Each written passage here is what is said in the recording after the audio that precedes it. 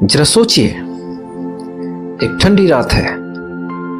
मध्य Asia की पहाड़ियों पर हवा इतनी तेज चल रही है कि तंबू फट जाए। एक नौजवान राजा बाबर जो आग के सामने बैठा ये सोच रहा है कि मेरी किस्मत कब बदलेगी। वह कई लड़ाइयां जीत चुका था, पर उसकी जमीन छोटी थी, दुश्मन चारों तरफ थे और भविष्य अनिश्चित था। तभी उसके सामने मानो एक नक्शा खुलता है, भारत का नक्शा।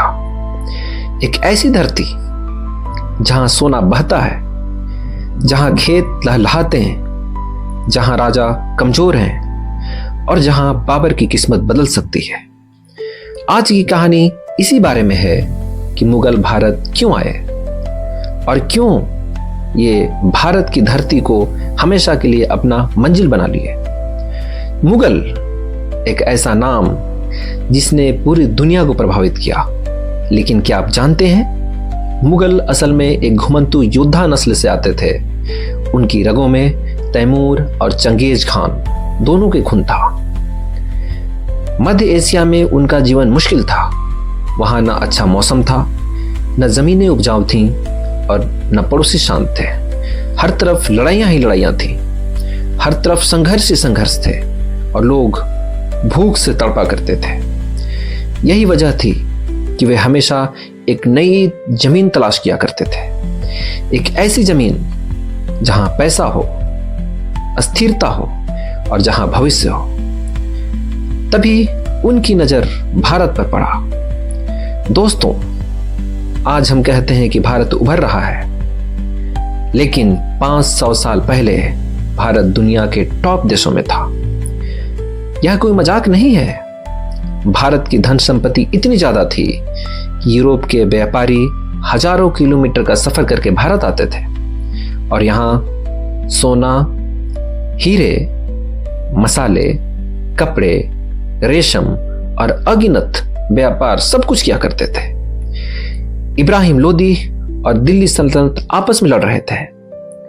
राजपूत, अफगान अमीर और दिल्ली के वजीर सबकी आपस में दुश्मनी थी। मतलब साफ था, देश अमीर है पर राजा कमजोर है। यह किसी भी बाहरी बादशाह के लिए एक सपना जैसा था।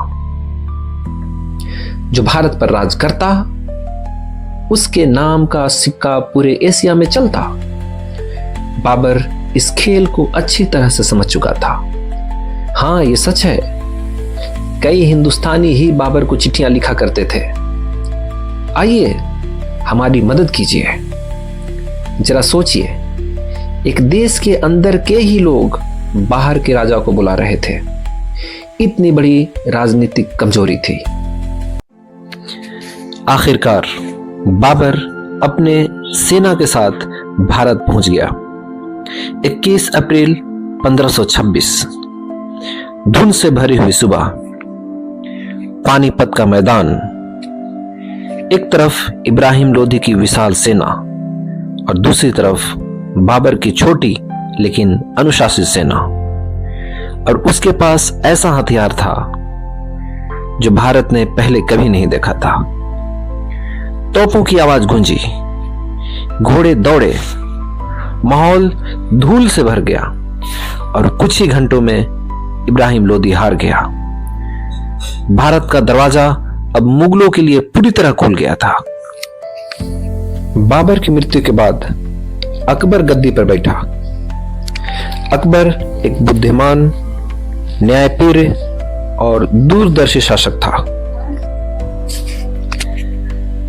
जहां बाबर ने भारत को जीता, वहीं अकबर ने लोगों का दिल जीत लिया।